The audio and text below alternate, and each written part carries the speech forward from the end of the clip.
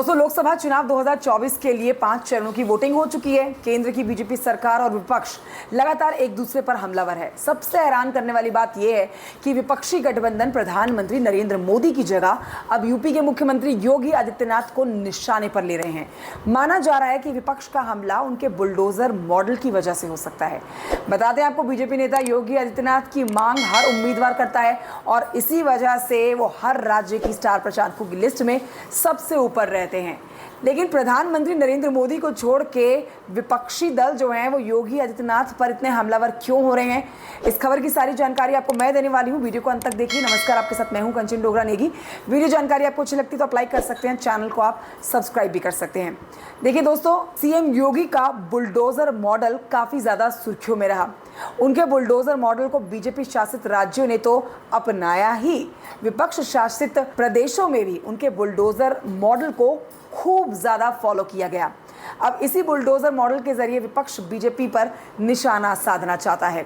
देखिए, हाल ही में महाराष्ट्र कांग्रेस के अध्यक्ष नाना पटोले ने सीएम योगी पर निशाना साधा।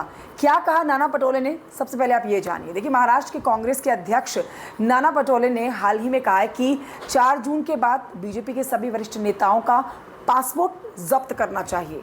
ये सब भागने वाले हैं। ना राहुल गांधी कहीं भागा है और ना ही इंडिया गठबंधन के लोग भागते हैं।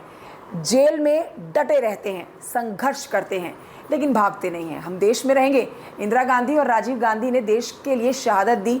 मेरा सवाल, क्या बीजेपी के किसी नेता ने देश के लिए शहादत दी? क्या उनके बेटे ने कभी? ये सब व्यापारी लोग हैं। व्यापारी लोग डरते बहुत हैं, डटते नहीं हैं।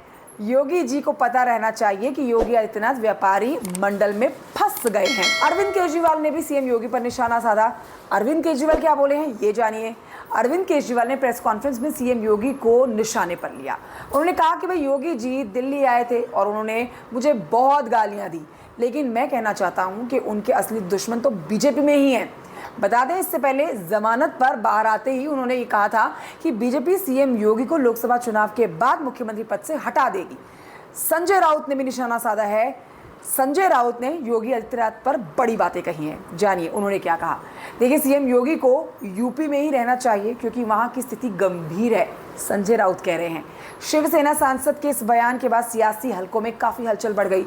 यूपी में स्थिति जितनी दिखती है उससे कहीं ज्यादा गंभीर है। मैं इससे अच्छी तरह से वाकिफ हूँ। पार्टी यानी कि भाजपा पर निशाना साधते हुए कह रहे हैं संजय राउत कि 10 साल तक सत्ता में रहने के बाद भी देश को नहीं जोड़ पाई। देश में वोट मांगना पड़ रहा है आज बीजेपी को जीतने के लिए। अब आपको ये बता देते हैं कि सीएम योगी विपक्ष के इस निशाने पर जो हैं, इस पर कई सालों से उत्तर प्रदेश में किसी भी पार्टी ने सत्ता में रहते हुए अगले चुनाव में सरकार में वापसी नहीं की है। ये एक बड़ी बात आप ले सकते हैं। लेकिन मुख्यमंत्री योगी आदित्यनाथ ने मुख्यमंत्री पद पर रहते हुए अपनी पार्टी की सरकार में दोबारा से वापसी करवाई।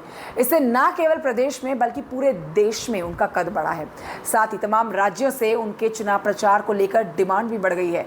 वो जहां भी जाते हैं, मतदाताओं के भाजपा की और रुझान बढ़ने की पूरी संभावनाएं हो जाती हैं। बहरहाल, अब तक जहां जहां पर मुख्यमंत्री योगी आदित्यनाथ ने चुनाव प्रचार किया है, वहां पर विपक्ष उन पर जमकर निशाना भी साधता हुआ नजर आया है। कमेंट करके बताइए जानकारी आपको कैसी लगी। Thank you so much for watching. जय हिंद।